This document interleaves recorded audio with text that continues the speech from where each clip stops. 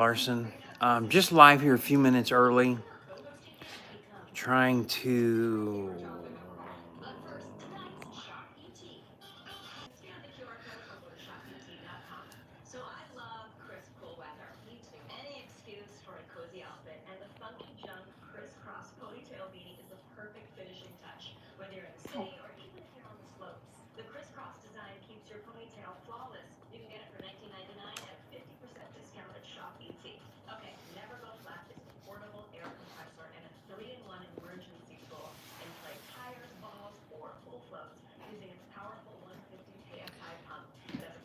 I'm just making a poll, getting on a few minutes early. I was trying to connect to somebody.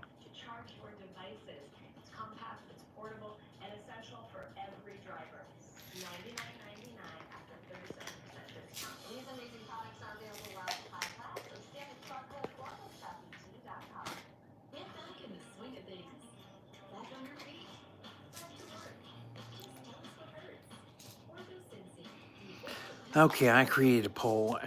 As I'm planning and give suggestions and topic ideas, as I'm planning these, talking with my wife, the missus, the part of Team Beast, I just put a poll, wanting to know if your PTSD, everything, I use the word everything, the mental, emotional stuff, how you're feeling, the triggers, things that become a problem to you that you notice and try and help or correct, is it related to mental abuse? Somebody mentally abusing you, not as much physically. And there's a reason that I asked that.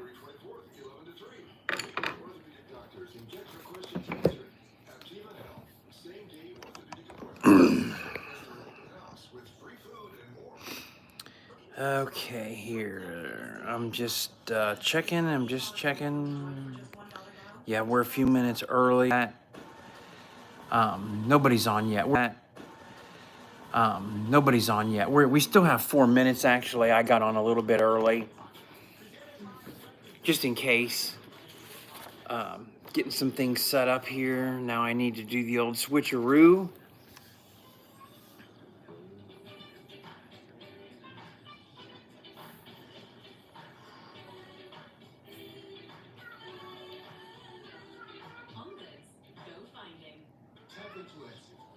Well, kitty cat is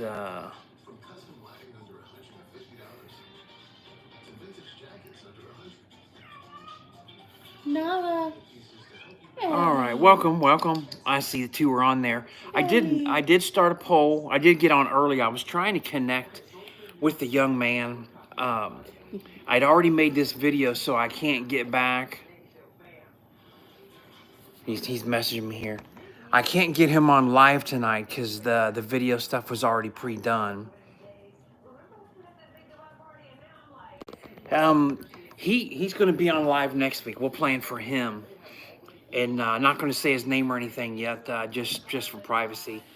But he had went through a situation and was physically attacked and stabbed working in corrections, and he's going to come on and talk next week. Tonight we're talking about how this affects your family. And as you see, and this is kind of important too in your mood, a part of my family has 4 legs. So does this one down there, and so does the big one over there, and the 4 kittens that are running around over here. So besides my wife, who's been my greatest support for 30 years, we also have the 4-legged ones. Now this affects them, it affects your family. You come home from work, and they always say, leave work at work. And I know I'm getting started early here, and I'm checking, and when you don't leave work at work and you come home and you're yelling, not only does your spouse and your children get affected by this, your animals get affected by this. They become shy, gun shy, as you say, as we say. They get nervous, and what happens when animals get nervous and they get cold? They go to the bathroom on the floor, they have accidents, they rebel, they get spiteful. So you can really affect your animals as well as your family.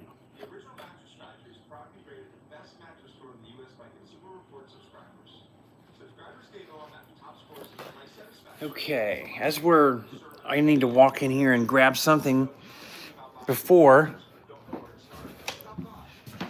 and then I'm going to begin tonight.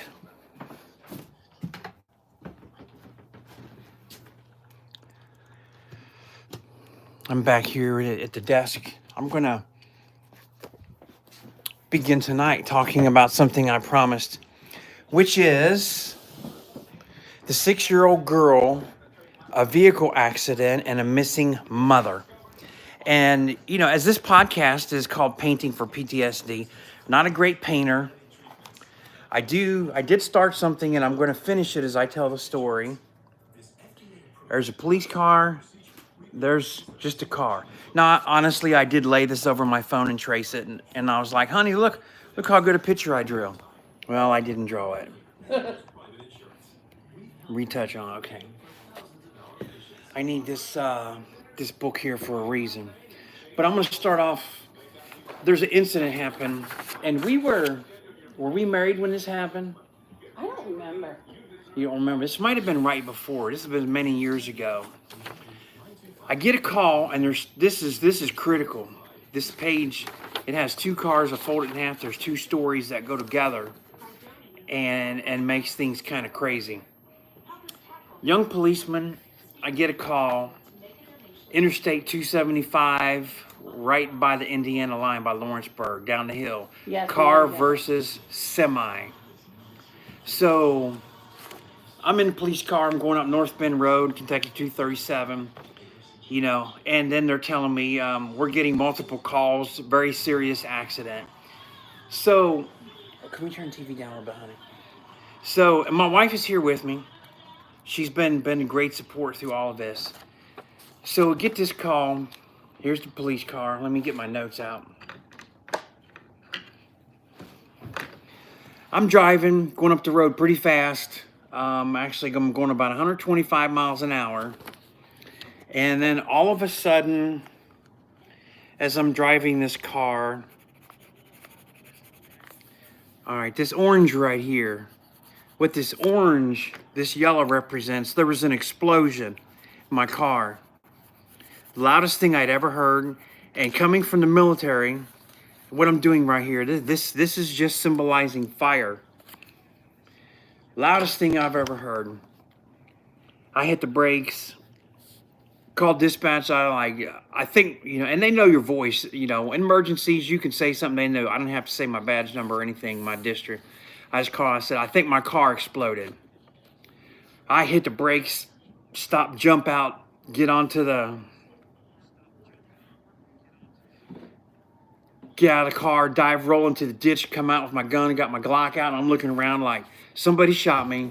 My car's this. I see flames coming from underneath my police car. This is my police car. And so this was probably about 1994, 95. The semi-truck pulls behind me, kind of blocking the road. He curves, blocked the road. And I'm thinking, hey, great, I got a trucker that's not mad at the police. He's blocking the road. He runs up with a fire extinguisher, falls down on the ground, sprays under here, puts the fire out. I'm in the ditch, and he looks and he says, are you okay? And I said, I'm okay. And he said, your car's okay. What happened? Your catalytic converter caught on fire. It had a loud boom and caught on fire, right? And I said, yeah, it was real loud. He said, come here, let me show you. So I go over and look, and here's all this whole and melted in catalytic converter. And the catalytic converter, instead of being like this, like it's supposed to be under the pipe, it's like this, and it's all mangled and crushed. He said, where are you going? And I said, we got a really bad car wreck. 275 by Indiana. Don't go that way. Everything will be shut down. He said, thanks, I'll go the other way. He said, you'll be able to get there. He, you know, just drive when you get there, and then, you know, have a tow truck. Have mechanics, somebody look at it before you leave. So I tell dispatch, I said, okay, trucker put it out, said it's catalytic converter. I'm back en route to the accident. Now, this is back in the day when you only had 3 officers working and a supervisor, and the other guys were busy. So it was just me going to this car wreck with the fire and EMS. I had to get there. I drive down the road. I don't know if you've ever driven with no catalytic converter, no muffler, complete, just raw sound out of there. But it was just extreme. So I'm driving as fast as I can, trying to plug my ears. Dispatch, I'm on the scene. I had about 8 miles to drive to get there once that happened. Thanks everybody for joining there. If you would put what state and what country you're from, it kind of helps me to know as I'm talking, as I do talk with people in law enforcement and that around the world and corrections about specific things like stab vests and equipment. But I always like to know. Okay, I'm not an artist, remember. So we're going to flip back over here to this car. So part one of the story that was something I'll never forget is thinking my car exploded or somebody shot and trying to kill me. As a young officer, that was kind of traumatic. I mean, it's still with me. I see it. I see this car and I see this flame like I'm drawing this. Here's the car. I get down there in the front of this car. I'm going to hold this like this. I'm going to get my book back out. I'm going to get my pencil back out. Now I'm going to try, while you're looking on here, I'm going to show you something. Okay, here's the front of the car, facing down. This is a brake pedal. This is a gas pedal, steering wheel. Okay, you with me? Steering wheel, gas pedal, brake pedal.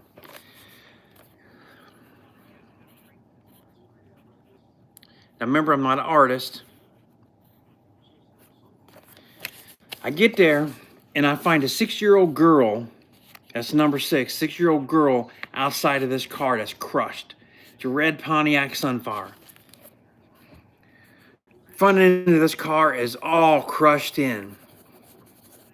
The girl's standing here. She's crying. I walk over to the girl. Fire and EMS are showing up. And I go over there and I said, "Are you okay?" And she said, "Yeah, I'm okay.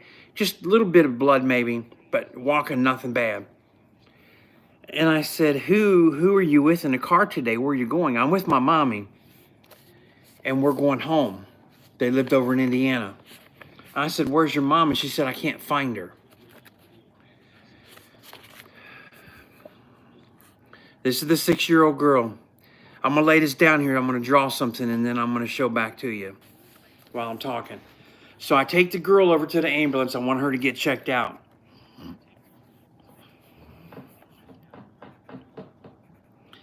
They check her out. I'm over there talking. I talked to a couple, and these guys are my buddies. I know them. You know, we're all first name. I was like, "Look, she said she's with her mom. We got to find her mom." And this car was head on with a semi on the interstate, and it's crushed. We're like, I have no idea. I'm thinking mom got ejected. So I'm really preparing for the worst. Okay, this is outside the car. I did this again here. Gas pedal, brake pedal, steering wheel. I get walking around the car, looking around ditches, looking everywhere. Got firemen. We're doing grid search.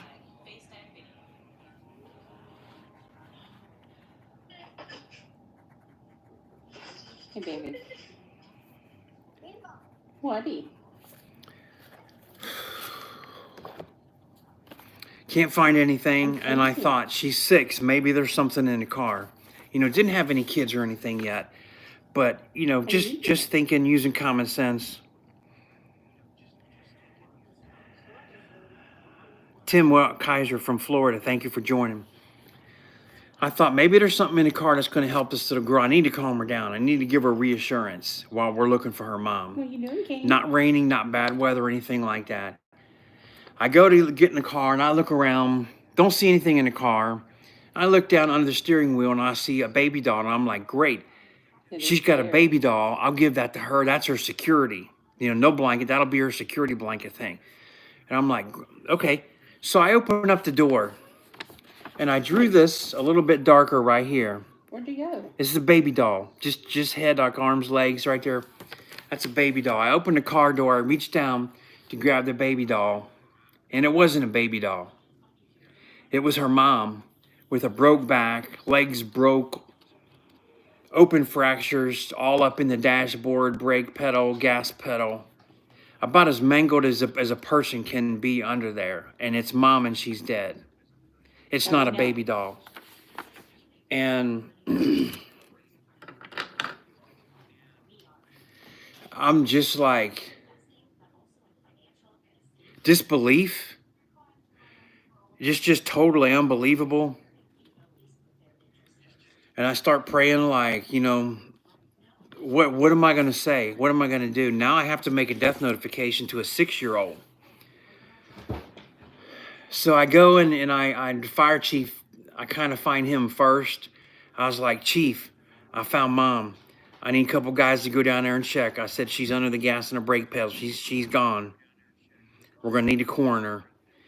I said, I can't find anything to give the girl, so I need to find out about other relatives and what we can from a 6-year-old.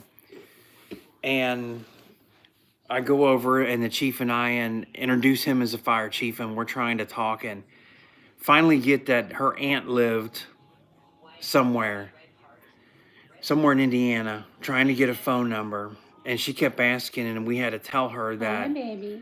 that her mom was hurt very bad, I'm painting. and they're checking on her. Just, Didn't want to come on and say your mom was dead. That was worst feeling, to have to tell a 6-year-old He's in his room. that her mom was like really bad, not going to make it kind of situation. I remember telling my wife this story, and I've told this to some different people. I told this to young police when they come in, like, you just don't know what you're going to find. It looked like a baby doll, and it was just a human being broken in half. A couple years later, when my wife was pregnant, and we were driving, we had to drive 25 miles up the highway and go to the doctor, just normal pregnancy tests, ultrascan, going to see the OB. We're going up the interstate, see a car in the middle. We're headed northbound 75. Southbound's got cars all together and crushed up. We stop, car in the middle, and I'm checking everything, and somebody had done something. The one in the back, one in the front, they hit each other in the van. In the van is a father and a son in the front seat. Both of them, their legs had snapped and broke and were stuck in the dashboard. They were alive, barely, going into shock. I'm trying to treat them for shock. I'm dressed regular clothes, civilian clothes. I'm on the radio, had a radio. I always kept a radio.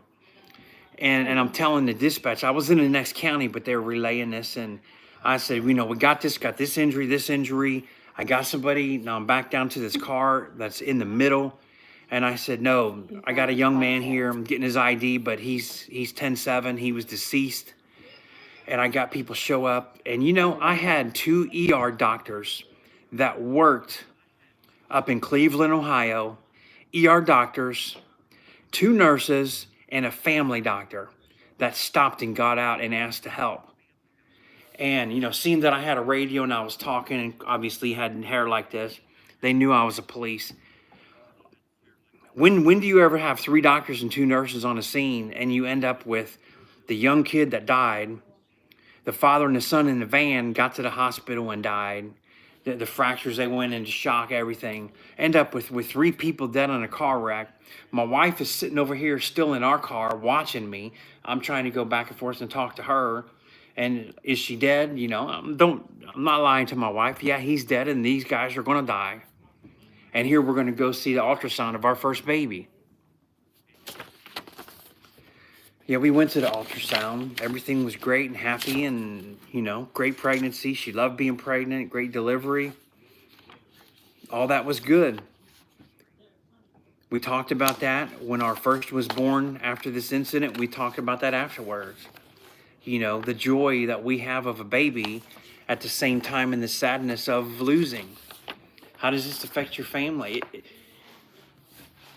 A lot. It affected a lot. And you had a different feeling sitting in the car. And I remember she was crying and she was praying. And it was kind of like the first time she'd rode with me in the police car a couple times on a ride along, but had not seen anything like this. And the young guy in the car, he was over kind of hanging. You could see him. Yes, I still see him. And she still sees him just kind of like this out of the car and died. It was kind of difficult. I did post a poll says 2 comments on here. I'm just asking, as we talk about PTSD and future things, next week I'm going to have, like I said, a young guy, I can't say his name. He was a Marine, he was a police officer and correction officer, stabbed and beat. And he was texting me tonight. I couldn't get him linked on. I'd already had this made. He's going to be on next week and talk. So he'll be live. You'll get to see him live.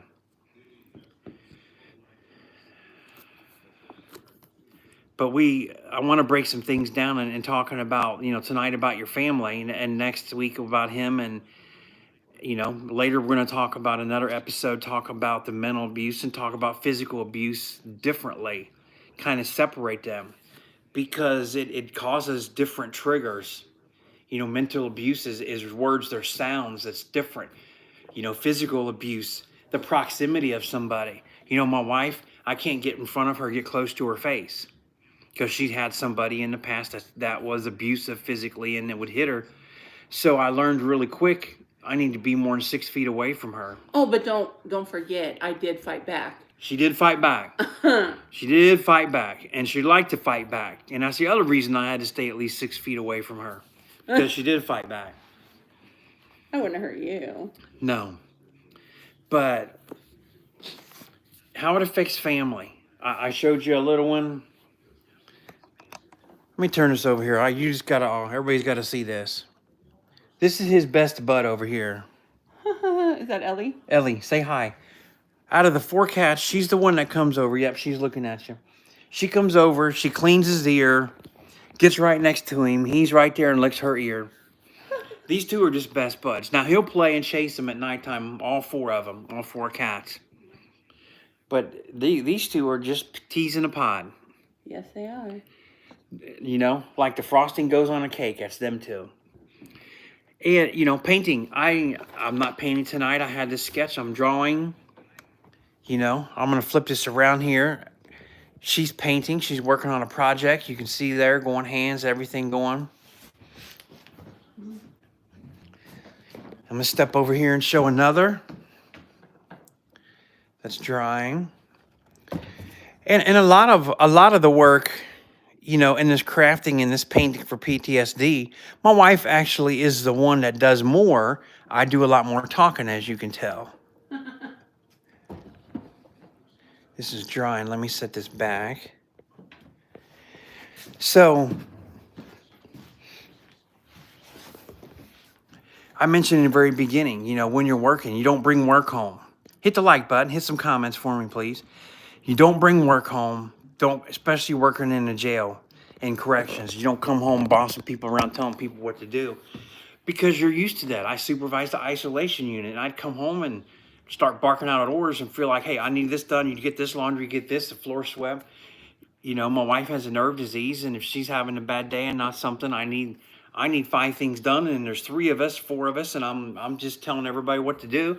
And I want to say it once, I want it done, and I want to turn around everything, and then it's back and get stuff going, food, everything, laundry, everything's tidy. You expect that. That's how it is in a prison. You got orderlies. You tell, I need a floor mopped.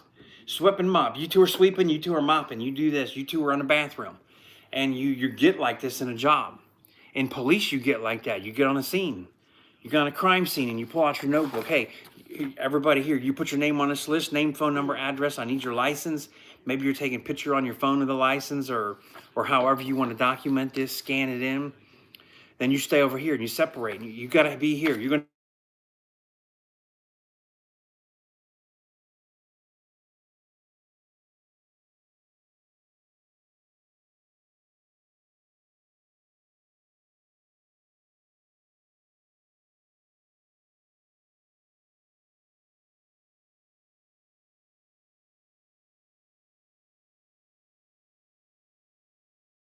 rang there, I'm back. My kids would say, did you beat up anybody today? And at first it was funny, and then one day I realized coming home, they're going to expect an answer, and it's not really about whether I did or not. It's how I'm answering them and the impression that I'm giving people. Tim, can you hear now better? It says I lost sound.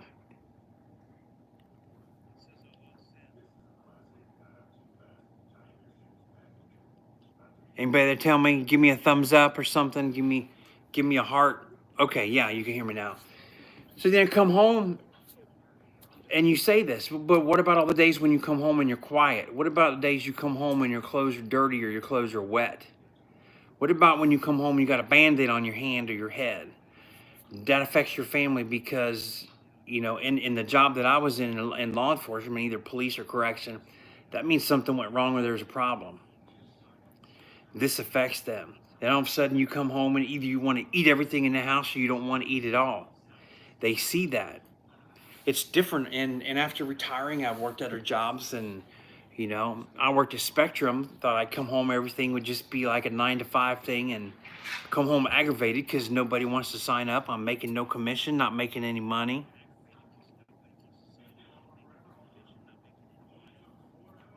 Yeah, your wife said I'm not one of your inmates. Great point. I would say stuff. My wife would say that to us. Don't talk to us like we're an inmate. Right? I did say that, yes, several times. And, then here's, let's come in sideways. If she says, don't talk to us like an inmate, do you think that I have PTSD? Do you think that I have issues going on in my head that I can't let go of? Yes. Obviously, that's why she would say that. That's why she would say that. All that manipulation. But let's talk about outside of law enforcement. Let's talk about being the victim of a car wreck. She saw that. She still sees that person that was dead. She was riding with me one night, went way out in the country. Anybody's ever heard of Rabbit Hash, Kentucky? That's in Boone County.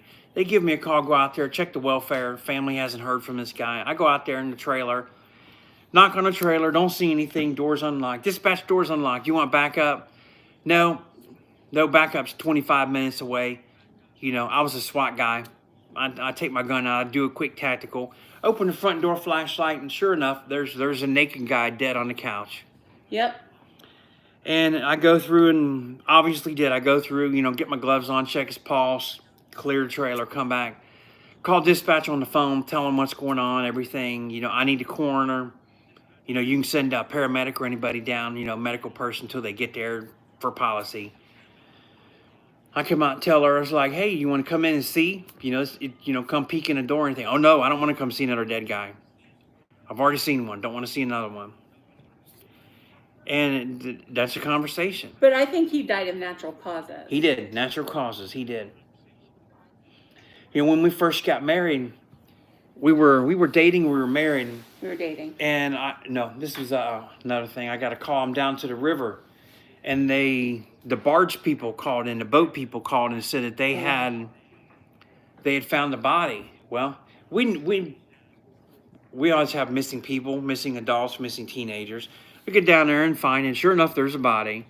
So I spend a couple hours down there, face all swollen, and all of a sudden the coroner's like, hey, I found teeth. So we can identify her. I was like, okay, that's great. I'm doing my thing and supervise. They take them out, and once my role was done as an officer, the scene was cleared, and this was right around Valentine's Day, and my brother from out of town was in. And so my wife and I went and met family and my parents and brother and his wife. It was around Valentine's Day. We were having a dinner. So I go from a floater, a woman that was dead in the Ohio River, to Valentine's dinner. When you don't process and accept what happened in the first place and you go to dinner and you're eating like nothing happened, you're going to have a problem later in life. I worked at a car dealership about 5 years ago when COVID was on and they were shutting down jobs. Worked at a car dealership. That was as stressful as police because they was lying, cheating, and stealing from me. My own car worker buddies. Stress. The stress never ended.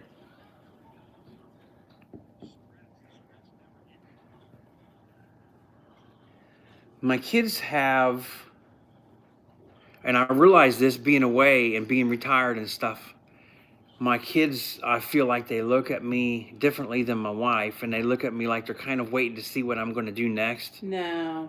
Kind of unpredictable. I feel that way. But you don't see that? You don't feel that? No, not at all. Your kids love you. I know they love me. They're just used to this kind of persona that I had that I don't, that I'm different anymore.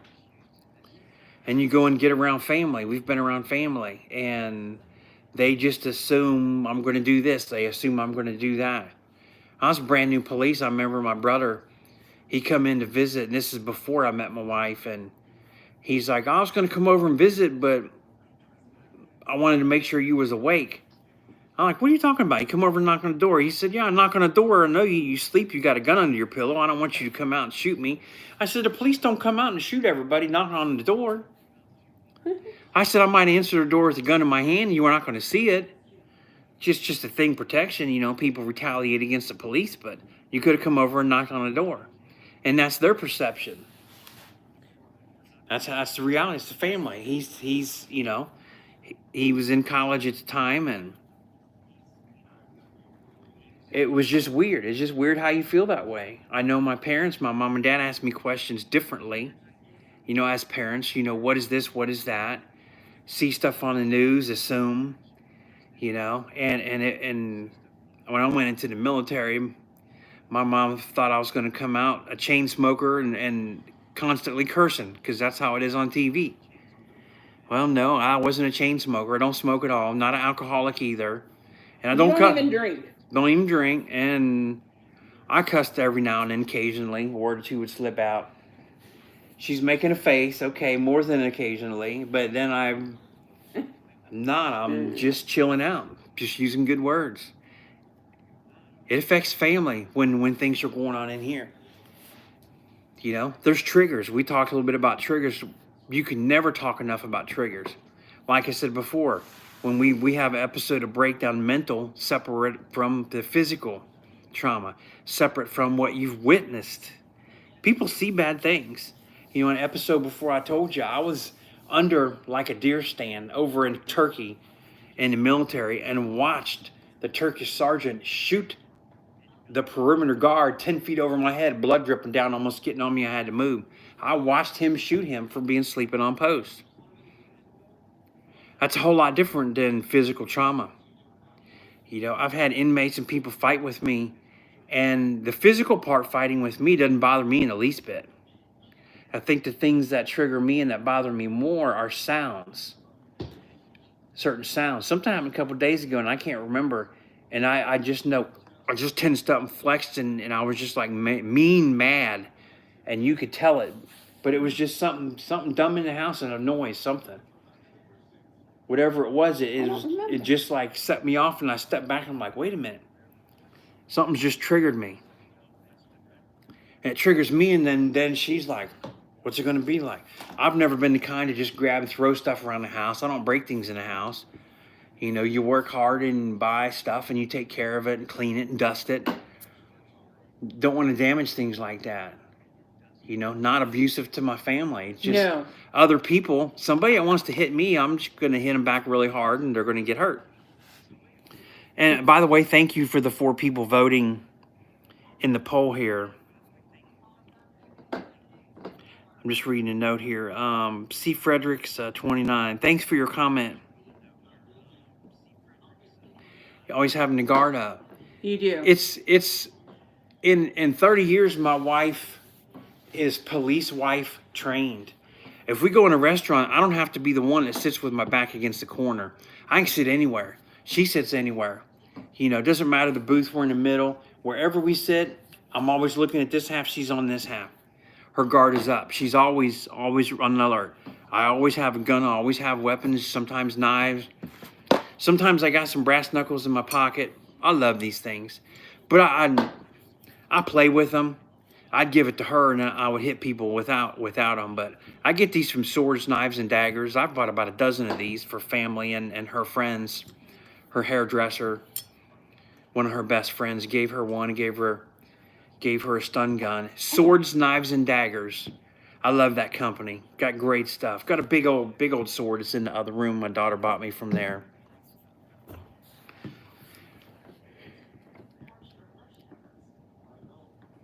Anything can trigger you, though. Anything can trigger me. Car mufflers don't trigger me. They don't sound like gunshots. Screaming triggers me. We can watch. I mean, I'm not talking just about you. I'm talking about everybody. Oh, yeah, everybody. Yeah. Anything can trigger. Colors can trigger. You can remember a color from something that's bad. Yeah. You know, like for instance, when you were leaving Colorado, and there was an argument, there's issue over the dog that you had, and certain things were stated to you that set you off, being an animal lover, and you've always been very sensitive and loving and caring and cautious and protective. Protective is probably the word about all animals. I am. Like, don't kill the spider, set it outside. Oh no. There's a ladybug, put it outside. Honey, it's going to bite me. Put the ladybug outside. They do bite. They do bite, yes. Stink bugs, just let it go outside. Spiders, pick it up, let it go outside. I won't pick up a spider. But she's always been real careful about that, and different from me. But that's my balance, that's my grounding. So I want to point this out. You know, you notice I'm looking over here while she's making and creating, and this is what she's doing. But I'm also looking over here. This is her stress reliever as well. Let me get up here, making this picture. The butterfly is going to go on top. Just a regular white canvas. But I'm looking over to her because she's been my rock. Having your first child in a few months. Congratulations. Yay! We have 3 children. We've got some grandchildren. Nothing like that first baby. The first baby, the doctor actually allowed me to kind of deliver the baby. The baby got stuck and she came in, turned her, and then I got to finish pulling out. And I was like hands-on delivering a baby. I'm like, man, this world, you know, God is great. I get to help be the right for her and for both of them. I look over here for support. I would not be in this chair, and I'm going to make a couple points. I said something last night. I said, I need to write this down. I got to say this. But she has been my ears, my listener, my rock, my advice giver, my counselor. She's been everything. Everything. And I've had judges twice threaten to put me in jail because I was doing the right thing that was legal. They were doing something illegal and didn't want to get caught at it and threatened me. And then I call her all frustrated. I call her every time I've got a dead person, I got a dead baby I'm carrying out to the car. I've seen 2 babies that die from their 30-day shots. Well, I don't mean to try, I'm not trying to scare you there. Sorry about that, C. Fredericks. But she's just been there. So it's just my habit to look and to call. And last night we were watching TV. And I'm sitting there, had a bad day. You know, and for those of you that don't know, I had spine surgery last April. Got some screws, got a cage in there, just kind of just destroyed things. And did a few things around the house and just a little bit. And everything had just kind of made me go. I sat down, I was feeling overwhelming, putting the heating pad on. And I looked at her and I said, I don't know how you have spent 33 years in pain since her car wreck where she's got bulging disc. It started a lot of things that made her disabled when she was very young. How do you live for 33 years not on pain medicine, not taking what the doctors want to give her, not taking and getting in his opioids, never being addicted to anything, just always prayed, having surgeries, knee replacement, big fixator on her foot. She just put her hands on her foot and just pray. Just pray. And I looked at her and I was like, I'm so proud of you. I've told her that many times. I'm proud of you for everything. And I said, I can see how easy it is for someone to be addicted. Someone to be addicted to substance, medicine, pills, and illegal stuff. When you're in that pain and just everything gets out of whack. I'm not in extreme pain, but the things are just out of whack. And I get to the point and I start slurring words, my food, my medicine, and everything's on a time, on a schedule. I thought I was in control. I thought just having a surgery just kept me in control and had things fixed.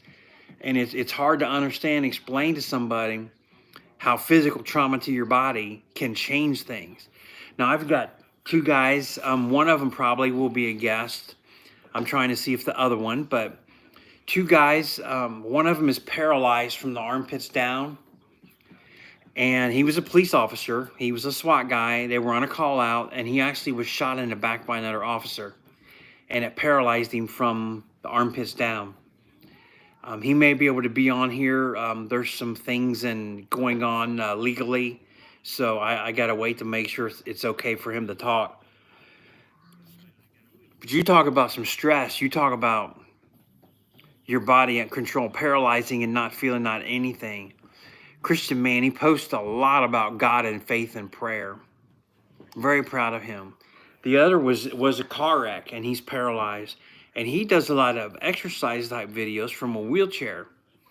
So he's very motivated. I like to get him on and talk about when he first realized. I look back at some pictures way back in from the car wreck in a car, and you know that there's a picture of him first getting out of the hospital, rolling out in a wheelchair. It was different. You can tell the look on his face. How does that affect a family when your loved one, somebody in your home, comes home in a wheelchair and they're paralyzed? That's a life commitment that somebody's going to need to help. Mm-hmm. And that's a decision.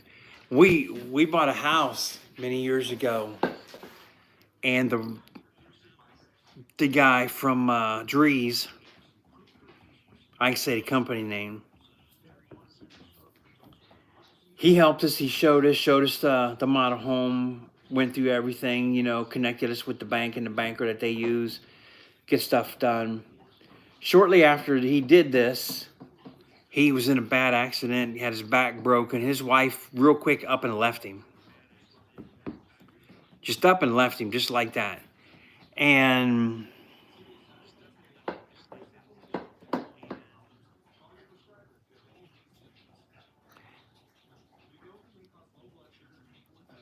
okay, cool. Now I know. Yeah, I got you. Now I put the name to the name. C. Frederick 29. I hope you're 29 years old. Your picture looks like you're 29. Yeah. We'll talk in depth about that next week. I haven't been injured like that, but you're 28. Okay. Right on. He's as old as our oldest. Yes, our oldest will be that color. That color. That age. See what I mean? This is physical. The only physical trauma that's really affected me was my spine surgery and what's going on. They're testing me now thinking I have leak of spinal fluid and something in my head. So you guys are going to experience all of this while I'm talking about PTSD over the next few months. I do ask, everybody, if you would please share this link, talk to some people. There's no counselor here. We're at home. You've seen my animals. My wife is working. I kind of drew a picture. Zeus, come here. Let me show you Zeus here behind this. This is the big one. He is almost 11. He likes to come and get in the picture, and then this little one likes to get jealous, and then, no, they're not related. But look at this face. I come home, like I said, your animals are affected. Look at this happy. He's turning around looking because the kitchen's over there, and that's where the bones are. That's what he wants. The bone. But you really, your personality, you got to come home and be positive. So I would try and come home. I would try my best. My days off, we'd have Zoom memberships or something. Let's go to movies. Tuesday is half price movies. We try to go, 2 or 3 Tuesdays each month. We try to do stuff with the kids that were just happy, safe and happy. We always tried to live in a subdivision, safe and happy. Right? Yeah. We wanted that environment for them. And then we've got 2 kids that are out of the home now, 2 daughters, and now they're learning everything that we went through. Oh, yeah, they're learning. One of the things that PTSD will lead to, we'll talk about a show, we'll have a title about this, but I'll give you a little hint. In 2019, when I left the prison, I had 3 inmates try and stab me. The captain had put a hit on me. I didn't know I was working undercover with a state agent. about corruption, but we actually became homeless and spent 3 months living in our vehicle, our Chevy Traverse, or in a hotel when we could. I had my police retirement, but that didn't cover food and gas and car payment and stuff. Hotels, $110 a night. $3,000 a month was more than what my retirement was. Go to Waffle House and you get a meal and eat half of it and save it, and that's it. You get one, get one meal and split it up through the day. Yeah. Have a Pop-Tart. I lost 34 pounds that summer. Hello from Japan. Akiko, hello. How Thank cool you. is that? Thank you for joining. And Akiko, we're just talking about how PTSD affects family. You just missed it because I showed the dogs and the cat. My wife is painting over here, and we're doing some story crafting, and what the purpose of this is me to put down gun and knives. I do still have brass knuckles I'll play with sometimes on a video, just trying to break loose, but it's trying to get me away from the violence that my life has been and career has been in law enforcement, and do something that's creative and positive, and use a thinking brain, not a policy or reacting brain. So that's what the crafting is. That's what we're over here. Children, grade school age, they're sponges and they're impressionable. So if I come home and I yell and I repeat what I would say to an inmate, and then I'm going to have a 5 or 6 dangerous, yes, I'm going to have a 5 or 6-year-old using bad words and talking like I am and calling people the same words that I would say to an inmate. So at that, you got to think and break this down yourself. The age group in your home, the age group of who's around you, who comes to you. If you're involved in church, if you're involved in a Sunday school, you got to think about this stuff and around you. You go in, you get dressed up, dress or a shirt and tie, a suit. You go around people, you smile all the time, and you're hiding. One of the topics I want to do here in a few weeks, it's on my list. It'll be a picture, of some people and say, they don't look like they have PTSD, but they do. How do you tell?